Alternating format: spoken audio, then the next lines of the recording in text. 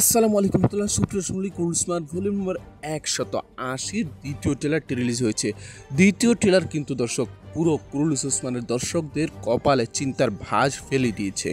কারণ আমরা দেখতে পাচ্ছি বালা হাতুনকে আগুন জ্বালিয়ে মেরে ফেলা হয়েছে। দর্শক আজকের ভিডিওতে আমরা পুরো ট্রেলারটাই এক্সপ্লেন করব এবং বালা হাতুন মারা যাবে কিনা এই বিষয়টি নিয়েও বিস্তারিত আলোচনা করব। তো দর্শক কথা না বেরিয়ে চলুন সরাসরি মূল ভিডিওতে চলে যাই। সুপ্রিয় শুনলে প্রথমেই ক্ষমা চেয়ে নিচ্ছি, আমার গলার অবস্থা খুবই খারাপ। আজকের ভিডিওতে আপনাদেরকে একটু কষ্ট করে মানিয়ে নিতে হবে, আমার গলাটা একদমই বসে গিয়েছে। ইনশাআল্লাহ খুব শীঘ্রই ঠিক হয়ে যাবে এবং পরবর্তী ভিডিও থেকে সবকিছু ঠিকঠাক থাকবে। সুপ্রিয় শুনলে 180 নম্বর ভলিউমের দ্বিতীয় ট্রেলার একদম প্রথমে আমরা দেখতে পাচ্ছি উসমান বে বালা হাতুন তারা ঘোড়া দৌড় দিচ্ছে এবং এরপর পরে দেখতে পাচ্ছি তাঁবুতে উসমান বে এবং বালা হাতুন বসে রয়েছে। এক কথায় তাদের স্মৃতিচারণ করা হচ্ছে। উসমান বে এবং বালা হাতুনের বিশেষ বিশেষ সিনগুলো দেখানো হচ্ছে। তো উসমান বে এখানে বলতেছে, তুমি আমার সেই পাহাড় যেই পাহাড়ে হেলান দিয়ে আমি নিশ্চিন্ত থাকতে পারি। আল্লাহ যেন কোনো দিনই আমাকে তোমার অভাবে না ফেলে। দর্শক এই সিনগুলোর পরপরে আমরা দেখতে পাচ্ছি বালা হাতুনের দিকে তীর ছুঁড়ে মেরেছেন বেগম হাতুন। কাহিনী হচ্ছে গত 180 প্রথম ট্রেলার আমরা দেখছিলাম বালা হাতুনকে বন্দি করা হয়েছে কাই বসতিতে এবং বন্দি থাকা অবস্থায় বালা হাতুন বেগম হাতুনের মধ্যে একটি ফাইট হবে।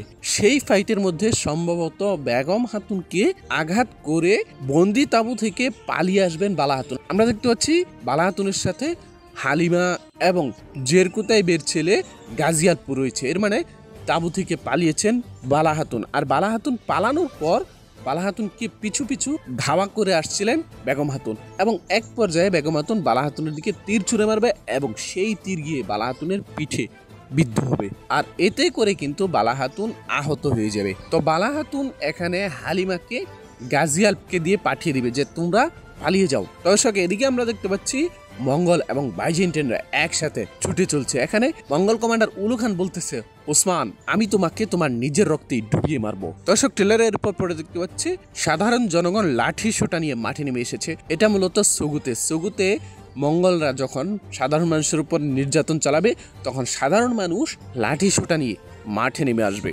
আর এরপর পরে কিন্তু ওসমান বে এবং তার আলপ্রা বেয়েরা মিলে সগুতে আক্রমণ করবে। এখানে আমরা দেখতে পাচ্ছি সগুতে সারুজাবে মঙ্গলদের পতাকা খুলে ওসমানীয়দের পতাকা টানানোর সময় সারুজাবেকে মারাত্মকভাবে তীর দিয়ে আঘাত করা হয়েছে, কিন্তু যেই সারুজাকে পেটে ছুরি দিয়েও হত্যা করা যায়নি, মানে সে মারা যায়নি, তাকে এই তীর ক্লান্ত করতে পারবে না। মানে সারুজা মারা যাবে না বলেই আমি মনে করি। তাই সারুজার ব্যাপারে চিন্তিত হওয়ার কিছু নেই। গত 179 নম্বর ভলিউম দেখার পরে কিন্তু সারুজাবে এবং ইউসুফ বেকে সবাই ভালোবাসতে শুরু করছে। বিশেষ করে সারুজা যখন ইউসুফ বেকে বলতেছিল, ইউসুফ তুমি আমাকে মেরে ফেললে পারতে, তবে তুমি বিনা প্রতিদ্বন্দ্বিতায় ফাতেমা হাতুনকে পেয়ে যেতে, কথাটা কিন্তু সেই লেগেছিল। তো দর্শক আপনাদের কাছে ইউসুফ এবং সারুজাবের অভিনয় কেমন লাগতেছে সেটি অবশ্যই কমেন্ট বক্সে কমেন্ট করে জানিয়ে দিবেন। তো আমরা দেখতে পাচ্ছি সুগুতে আল্লাহু আকবার ধ্বনি দেওয়া হচ্ছে। এর মানে সুগুত মঙ্গলদের কাছ থেকে মুক্ত করা হয়েছে। এখানে আমরা দেখতে পাচ্ছি কমান্ডার উলু খান এবং তার সৈন্যরা মিলে দাঁড়িয়ে দূর থেকে সুগুতকে দেখতেছে। এর মানে উলু খান এবং তার সৈন্যরা সুগুতে যাওয়ার পূর্বেই সুগুত উসমান বে পুনরুদ্ধার করে ফেলেছেন। তবে দর্শক সুগুত পুনরুদ্ধারের সাথে সাথে কিন্তু ওসমান বের কাছে দুঃসংবাদ পৌঁছেছে। ফাতেমা হাতুন, গঞ্জা হাতুন, হলফেরা তারা দৌড়ে গিয়ে বলতেছে যে তার মাকে মানে বালা হাতুনকে অপহরণ করা হয়েছে। এটা হচ্ছে ওই যে প্রথম অপহরণের পরের সিন। তো এদিকে বার আমরা দেখতে পাচ্ছি মঙ্গলদের সাথে ফাইট করতেছে ওরহান বে, আলাউদ্দিন বে তারা। এটা সম্ভবত মঙ্গলদের কোনো ঘাঁটি হতে পারে। এখানে মঙ্গলদের পতাকা দেখা যাচ্ছে এবং সম্ভবত এটা মঙ্গলদের কোনো সেনাঘাঁটি হতে পারে। সুপ্রিয় সমুদ্রে ট্রেলারের পর আমরা দেখতে পাচ্ছি বালা হাতুন এবং বেগম হাতুন ফাইট হচ্ছে। আর আমাদেরকে মনে রাখতে হবে বেগম হাতুন কিন্তু ইতিমধ্যে বালা হাতুনকে তীর দিয়ে আঘাত করেছে, অর্থাৎ বালা হাতুন কিন্তু অসুস্থ, আহত। আর ঠিক সেই মুহূর্তে বালা হাতুন বেগম হাতুনের সাথে ফাইট করতেছে এবং এক পর্যায়ে মাটিতে পড়ে যাবে।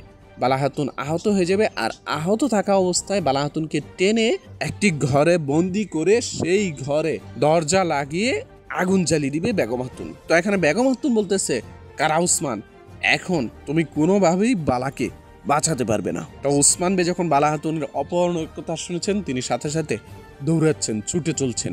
সেই সাথে আমরা দেখতে পাচ্ছি উসমান বের দিকে ছুটে চলছে বালাহাতুনের ঘোড়া আলাজা ব্যাপারটা কিন্তু খুবই অসাধারণ হতে যাচ্ছে আগামী 180 নম্বর ভলিউমে। তো দর্শক আমরা দেখতে পাচ্ছি ওরহান বে, আলাউদ্দিন বে তারা কান্নাকাটি করতেছে এবং তাদেরকে ধরে রাখা হয়েছে। তারা বলতেছে তাদের মাকে আগুনে পুড়িয়ে ফেলা হয়েছে। এখন আরেকটা বিষয় নিয়ে ছোট্ট করে আলোচনা করে নিই, সেটা হচ্ছে সারুজাবে। আমরা দেখতে পাচ্ছি আলাউদ্দিন বের সাথে সারুজাবে রয়েছে। এর মানে ওই যে সগুতে যে তিনি তীরবিদ্ধ হয়েছিলেন সেখানে তিনি মারা যাননি, এই বিষয়টা আর একবার স্পষ্ট হয়েছে। তো আমরা দেখতে পাচ্ছি ওসমান বে ছুটে গিয়েছেন আগুনের ভিতরেই এবং একটি লাশ জড়িয়ে ধরে কান্নাকাটি করতেছে। এখানে যে এটা বালাহাতুনের লাশ তা কিন্তু স্পষ্টভাবে বোঝা যাচ্ছে না। এখানে কি আমরা দিরিলিসের সেই আর্তগ্রুল বেড সিনটাকে দেখতে যাচ্ছি? মানে বালাহাতুনকে আগুন জ্বালিয়ে পুড়ে দিবে, পরে বালাহাতুনের বদলে মূলত অন্য লাশকে পোড়ানো হবে, বালাহাতুনকে আগুন জ্বালানোর আগেই সরিয়ে ফেলা হবে। হ্যাঁ, আমার কাছে ঠিক সেটাই মনে হচ্ছে, ওই রকমই একটা সিন দেখতে পাচ্ছি। যদিও ওসমান বে মনে করবে এটা বালাহাতুনের লাশ, তবে এটা বালাহাতুনের লাশ না। তাহলে এখানে কি ঘটবে? কে বাঁচাবে বালাহাতুনকে? আমার কাছে মনে হচ্ছে বালাহাতুনকে বাঁচাবে তারই মেয়ে হালিমা। সম্ভবত দর্শক এটাই হতে যাচ্ছে। বালাহাতুনকে যখন বন্দি করে আগুন জ্বালিয়ে দেওয়া হবে তখন সেখান থেকে বালাহাতুনকে সরিয়ে দিবেন এবং বালাহাতুনের বদলে অন্য কারো লাশ পুড়িয়ে ফেলা হবে এবং ওসমান বে সহ সবাই জানবে যে বালাহাতুনকেই মেরে ফেলা হয়েছে। তবে বালাহাতুন না, এটা অন্য কেউ হতে পারে। বালাহাতুনের বিদায় নেওয়ার কোনো আপডেট নেই এবং ইতিহাস অনুযায়ী বালাহাতুন এখন মারা যাওয়ার কোনো সম্ভাবনা নেই।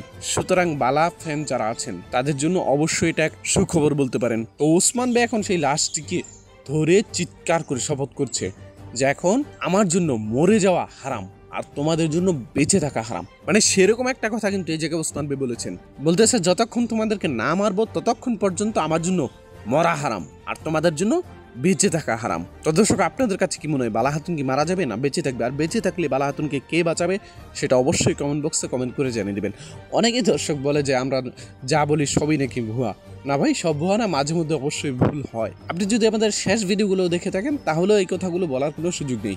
আমরা কিন্তু গত ভিডিওতে বলেছিলাম যে সারুজাবে মারা যাবে না, সারুজাবেকে ইউসুফ বে হালকা করে আঘাত করেছে, সারুজাবে বেঁচে থাকবে। আমরা কিন্তু এই বিষয়টা বিশ্লেষণ করেছিলাম এবং বলেছিলাম সেই একই ভিডিওতে বেঁচে থাকার সম্ভাবনা কম এবং এখন পর্যন্ত আসল ইলবেকে কিন্তু আমরা দেখতে পাইনি এবং সামনে দেখতে পাবো কিনা সেটাও নিশ্চিত নয়। সেই সাথে যারা মেহমেদ ফাতি সিরিজ নিয়ে আমাদের ভিডিওটা দেখেছিলেন সেখানে আমরা আলোচনা করেছিলাম যে বালতাউলুস সুলাইমান পাশাকে হত্যা করেছে জান্দারলি হালিল পাশা এবং সেটাই কিন্তু হয়েছে। পরবর্তীতে আমরা দেখেছি বালতাউলুস সুলাইমান পাশার মৃত্যুর পিছনে জান্দারলি হালিল পাশাই রয়েছে। তো এগুলো আসলে নিজেদের বরত্ব জাহির করার জন্য বলি না, কিন্তু যারা আমাদের মাঝে মধ্যে দু একটা প্রেডিকশন ভুল হলে আমাদেরকে নিয়ে সমালোচনা করেন তাদেরকে স্মরণ করিয়ে দিলাম আর কি। তো যাই হোক দর্শক, সবকিছু মিলিয়ে ছিল আজকের ভিডিওটি আপনাদের কাছে কেমন লেগেছে সেটি অবশ্যই কমেন্ট বক্সে কমেন্ট করে জানিয়ে দিবেন। আর আমার গলার ভয়েস খারাপ হয় আবারও দুঃখ প্রকাশ করছি। দেখা হচ্ছে সোনালী জ্যোতির পরবর্তী ভিডিওতে, সে পর্যন্ত আমাদের সাথেই থাকবেন। আসসালামু আলাইকুম ওয়া রাহমাতুল্লাহ। এই ঠান্ডার শীতে মোল্লাবাজার অনলাইন শপে চলছে গরম অফার। আমাদের প্রায় প্রতিটা পণ্যেই চলছে বিশাল মূল্য ছাড়। তাই স্ক্রিন দেওয়া হোয়াটসঅ্যাপ নাম্বার যোগাযোগ করে মোল্লাবাজার অনলাইন শপের এই পণ্যগুলো কিনতে পারেন সারা বাংলাদেশের যে কোনো জায়গা থেকে, তাও একদম ঘরে বসেই।